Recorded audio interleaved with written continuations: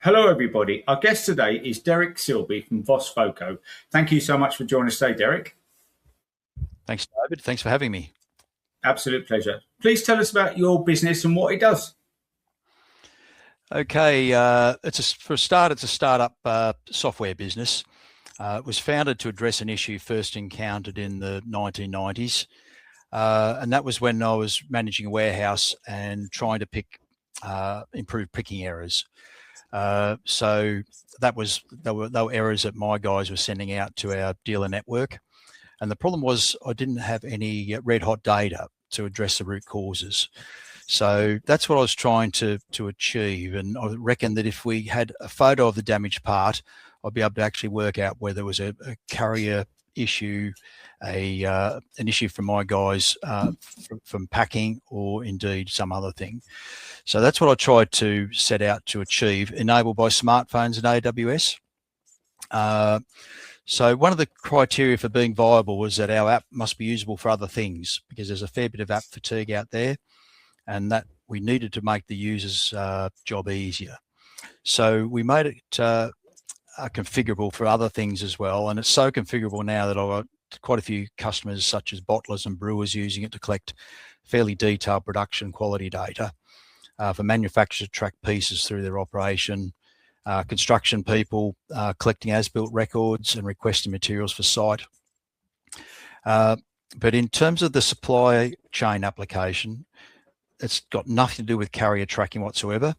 It's what happens after the box is unpacked, the carrier's left site, and there's an issue discovered. So manufacturers and distributors are our primary targets, and their customers actually too. Okay, no, thank you. And what brought you into the lovely logistics sector originally? Yeah, look, when I first came over from Australia in '91, I was working as a civil engineer, and my first job was on the M5 viaduct in Albury, and it was a really tough industry at the time. Contractors had a lot of trouble making money, and it was quite confrontational. So I became disillusioned with engineering and started looking for an alternate career, and really anything to do with business at the time. And the breakthrough came when I got an introduction to Parcelline that both you and I worked for. Yep. By a family friend in Australia, as Parcelline was owned by May Nicholas, an Australian company. So Ron Smith took me on as a management trainee with the intention of moving me around the business over 2 years to expose to different parts of it. But after engineering, it was a breath of fresh air working in logistics. It was a really dynamic environment. At the time, Colin Milbanks was modernising Parcelline, and they had a program to put in quite detailed measures. It was hard work but rewarding, and many of us look back fondly at the Milbanks era. Do you remember that era, David? Yeah, of course. Yeah, yes, I do. Yeah. So that sort of the foundations for the current DPD UK were well and truly laid by that era. And also my own values and management experience was really sort of solidified over about 3 years. And I owe a lot to people like Ron Smith, Adrian Arnett, Mick Rooney, Des Smith, etc. from those days. But that, I had itchy feet, and that took me to Unipart as a warehouse manager. And that really introduced a new concept that we were really the only ones doing it outside manufacturing at the time. And that was applying lean. And that's where this idea of Vos Voco comes from. So both Parcelline and Unipart set my career up, both through training of tools and techniques. And I also had excellent line managers, which I've come to realise was really important. No, fantastic. And what do you see as the biggest opportunities and threats in your sector over the next few years?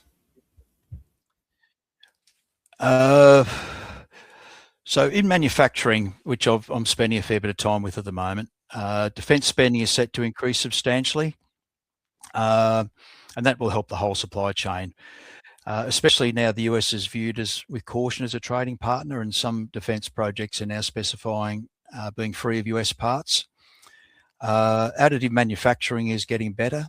For those who don't understand what additive manufacturing is, it's sometimes known as 3D printing, which I don't think is a very good name for it, but additive manufacturing is. So alongside new technology, that means that smaller batch sizes are viable, and these technologies are allowing reshoring of work to the UK. So overall, this means we should be making more products at home, and that will benefit UK SME manufacturers and also logistics providers to move the stuff around. So one of the biggest threats I see, David, is lack of trained people. Recently, I was at a breakfast, and a BAE guy was on the panel, and he said that they've got 3,000 jobs at the moment they're having trouble filling because of the skill sets are just not amongst the applicants. And I just feel that there's a combination of outsourcing, offshoring, and Tony Blair's target of 50% of school leavers going to university has sort of jiggered the training of technical skills. And I see it's coming back with many firms dedicated to apprenticeships now, but we just need a lot more of them, and the government to do what's necessary to rebalance youth training. Also, go on. Yeah, I was going to ask. So, last question we ask about what the government could do. We can probably cover it off there. And how are the continual changes in technology affecting, your sector? I think I'll break that into two questions. I nearly pulled the microphone out. The core science, so there's something to manufacture, and then software, including ours, to enable business processes. So yesterday I scouted advanced materials at the NEC as a possible show to take a stand, but I found the whole show was about developing core science or deploying it. For example, I went to a lecture by a guy who was working on batteries to go below the skin, and some batteries are needed to be ideally to dissolve into the human body without messing the body up. So that's the sort of research that's going on all across the UK. And it was just really heartening to sort of see that core science being developed so that there is something to manufacture, which is good for employment and future logistics contractors. But for my area, it's an interesting question. So in terms of demand, most companies don't update their core tech very often. It's just too big a job and risky. There's lots of SMEs effectively just running Sage, Excel, and paper, which is a good opportunity for me because we're economic and we can sort of practically sort of cover off most of the little jobs they need to do. So, but in terms of the overall economy, I reckon the lack of connectivity and standardisation between trading partners costs us a fortune, and that's a good old sort of data sharing between companies. But David, what I reckon that means is there's people all over the place doing work that could be avoided, such as, you think about you go into a workplace, they've got two screens open, transferring data from one system to another. Also, I've found too that software vendors are all doing development on their own of their APIs and being able to link customers up. And that's all sort of duplicated work which could be avoided. And also, I've been on the customer side where they have to pay vendors whenever train's needed. So there's various ways underway to address this, but I don't reckon they'll really gain traction unless industries such as, I don't know, the pallet industry, for example, or specific industries get behind those, because you really need companies to sort of change the way they operate to access the benefits. Okay, no, that's great. And what are people in your sector not talking about that perhaps they should be?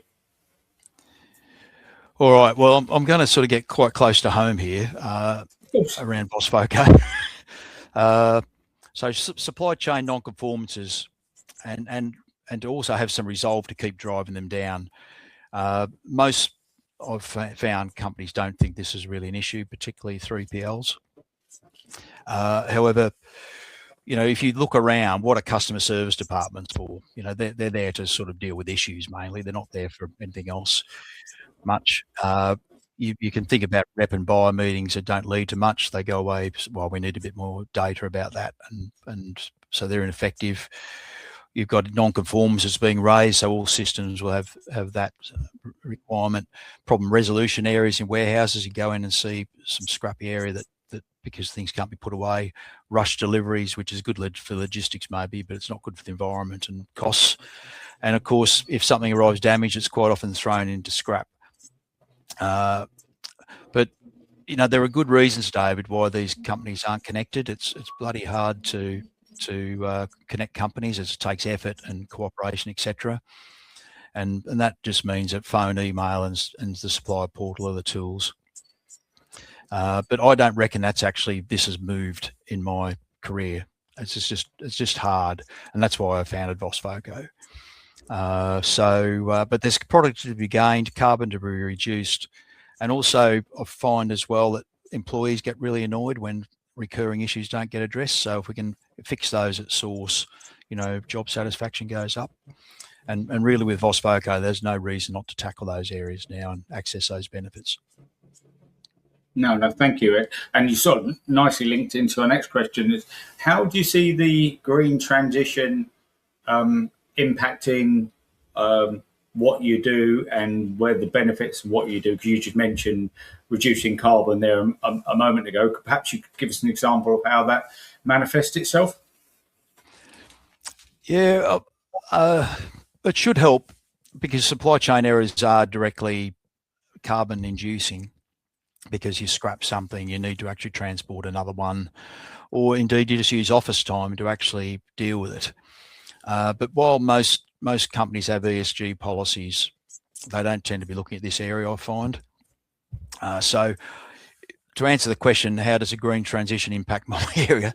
I don't reckon it's much, although it should have. But to go on to the wider industry, energy is just too expensive, and that's the biggest problem, I think. Logistics is particularly energy intensive, so is manufacturing. And I just don't think enough talk is there around energy security, but that's a different matter, perhaps. Yeah. Okay. No, that's good. And during your career, what development in the sector has surprised you most so far? I dare say probably smartphones have made the biggest difference, just the way they're used. But the other thing that surprised me, that's in a positive thing, but in a negative way, I think just the way we've moved away from training our young people. And at national level, the education mix is just wrong. And I think that's sort of been brought about by offshoring and outsourcing and bringing people in too easily. And I just feel that companies have forgotten to train how to do it. And bear in mind, David, I speak to a lot of SMEs as well as larger companies. And also, there's a lot of companies holding back to see what AI does, and that makes that whole thing worse as well. But as I said earlier, BAE Systems are having trouble filling 3,000 vacancies. And also culturally, I think we've got to get away from thinking that not going to university second best. And there's signs of that actually being reversed. But I think a starting point for governments would be to work out the forward skills needed, right-size the education system around that. And really what's good for the economy will be good for people as well, because there'll be jobs there to fill. And there's obviously plenty of employers who are very good at people development. I'm not sure what DPD's like these days, but it was very good in our day. But we just need a lot more of them. Okay, no, that's good. And again, you very nicely linked into sort of our final question, which we asked everyone. If you could speak to the government today, what would you ask them to do to assist your business to grow and flourish? Right. I think what's good for my business is really linked to the overall economy, and I just think that we've got too many. Well, the question I would ask is, when are you going to focus on getting things done? There's been too many ideas over the last 20 years, and that are just simply not deliverable. And if you think about Brexit, it's supposed to be reducing red tape. Well, particularly in logistics, we've now got customs clearance going between countries we didn't have, and there's a lot more red tape. And currently there's a big idea about increasing taxes among the left. Well, that just reduces jobs. So whatever the side you come from, I just feel that for the last 20 years we've had too many dreamers and schemers amongst the politicians, and we just need some people to just focus on getting things done, sensible policies, and that'll turn into a real positive for us all. You know, if we can just get a pragmatic leader, strong, sensible deliveries, and a strong team, I reckon the electorate will get behind it, and all of us will be looking more robust fairly quickly.